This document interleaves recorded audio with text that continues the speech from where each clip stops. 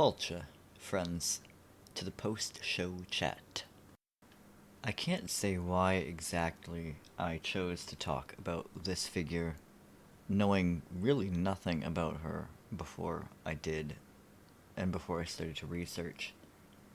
But I think that it had a lot to do with my experience over the summer, which was one of, I would say, exploration into many goddesses, and probably also the experience of seeing some of these megalithic structures that we talk about, and feeling a sense of absolute awe, a sense of timelessness, a sense of riding a river that goes on forever, as they say in the Lord Huron song, and wanting to know more about it.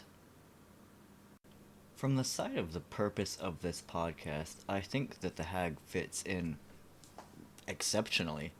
I mean, she's a woman. She's an old woman, which is a figure that we often don't value. We often don't think is important, don't think is powerful, don't even think is visible, honestly, most of the time.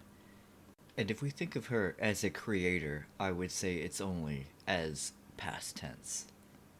And perhaps, therefore, not as important anymore. But these women are absolute treasure troves of wisdom, of information, of support, and are absolutely essential to any society in which they exist, and sadly are often neglected, only getting calls from their grandkids on the holidays. That's it. Which is so sad, and I think so different than the way that family units would have existed for thousands and thousands of years. And we also, I would dare to say, yes, I would dare to say, I do feel it's true, that prior to the last couple thousand of years, that probably we would worship goddess figures more often than we would worship masculine warrior figures. We often get stuck in the trap of our own making, which is our own culture, and we tend to think that whatever it is what we believe now is natural, it is the only way things have ever been, it is the right way that things are, and that's just not true. We can even see among people who now live in the West that prior to the Indo-Europeans coming, there may have been a culture that was a matriarchy, and then that power rested in the hands of the women, that women were priestesses, that women were goddesses, that women were divine.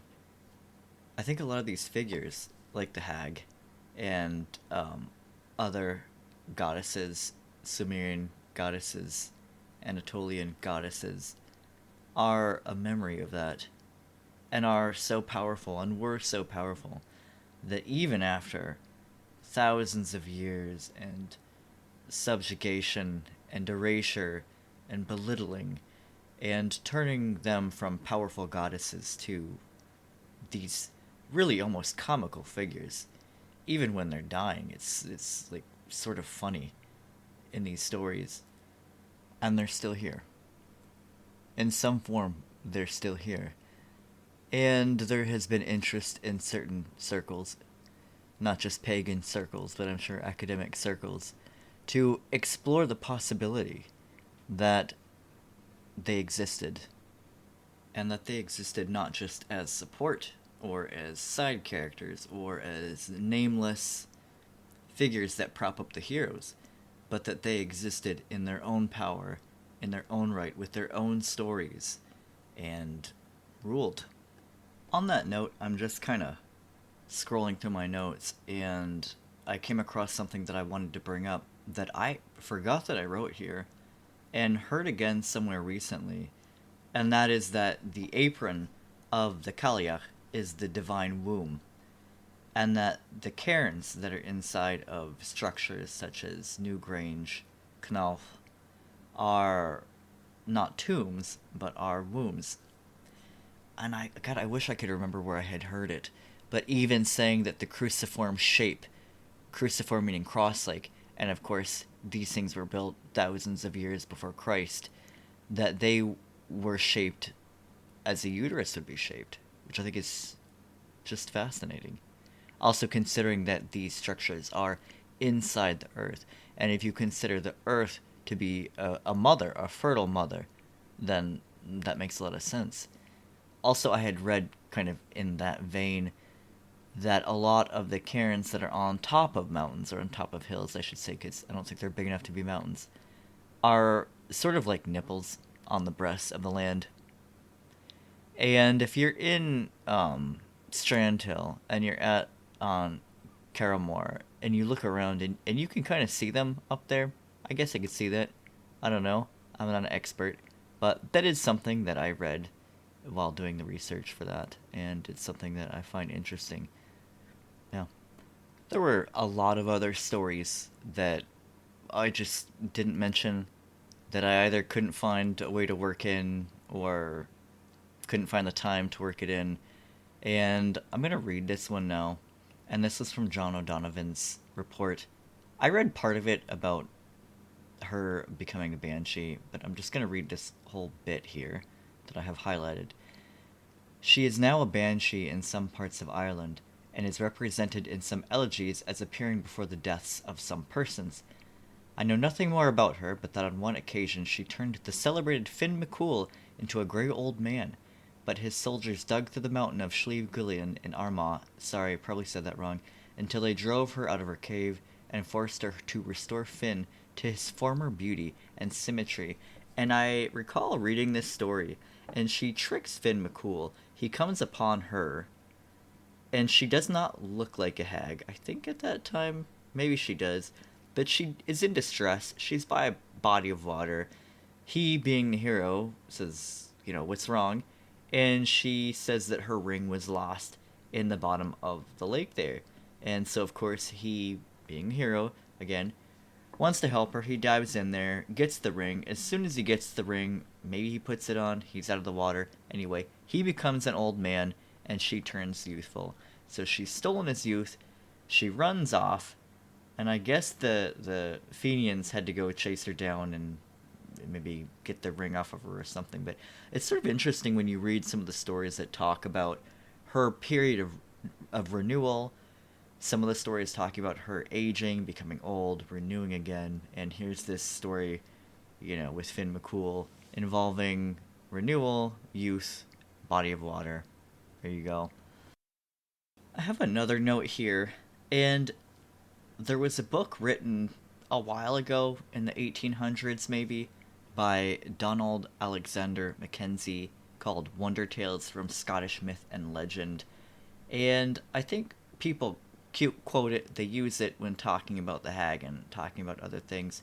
I guess that he said that he went around and collected stories of people, but the work has a little bit of controversy around it because I guess he didn't cite anything and some people are unsure where he got that stuff. Also, I was reading on Cailleach.com talking about the hag in Sligo being called Garavog, and I swear that when I was in Sligo recently, I was going for a walk and a run along the Garavog, and somewhere I read, I swear it, somewhere I read that the river was called Sliagach, which is Sligo in Irish, and that the name Garavog was a new name. This bit on Cailleach.com says that there was an ordnance survey in 1837, and the river was called Garavog at that point. So, if the river was not always called Garavog, I don't know if we can really say that, there was this goddess named Garavog, but yeah, interesting, and sort of hard to talk about because, like I said, I don't even really remember where I read that. Also on that same page, they mention that she is also known in other variants as the Red Woman and Queen Maeve in the Sligo area. And you don't know it yet, but will soon. I stand for Queen Maeve.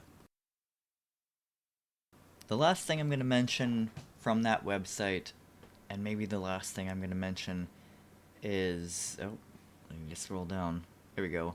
That Nauth is associated with the sovereignty goddess Bui, who oversaw inauguration rituals, and she is the wife of Lu.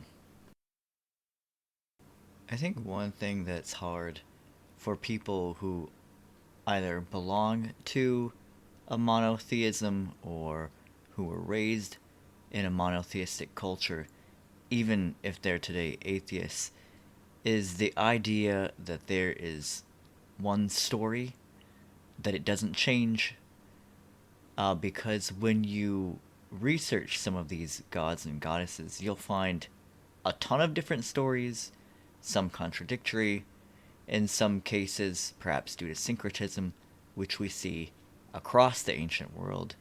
There will be multiple goddesses doing the same thing. Maybe they're the same god, maybe they're not, maybe they're aspects, maybe they're triple, maybe this is just a local story, and it's something that you really have to just get used to and accept when you're reading these stories, because there is not a Bible, there is not a dogma, there's not a codified truth. It's possible for everything to be true, it's possible for some things to be true, it's possible for nothing to be true, and you just have to take it as it is.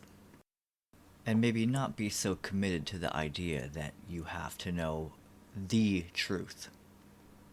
One last thing before I forget. If you're at all interested in the Irish language, and even if you're not, there are English subtitles, but there is a show that features an episode of the Cailleach and Breach fighting with the help of Angus Og in a children's show, it's animated, called Lee Bon, and it is available on TJ Cailleach, and it's really great, and I would suggest you look it up. And that website would be tg4.ie. Totally free to watch. Well, it's late. I don't think I have anything else to say, so I'm going to bed. Thanks again for listening. Thank you, as always, to Nigel Nix for the use of Irish Whistle. I guess Slán Gafola Charja.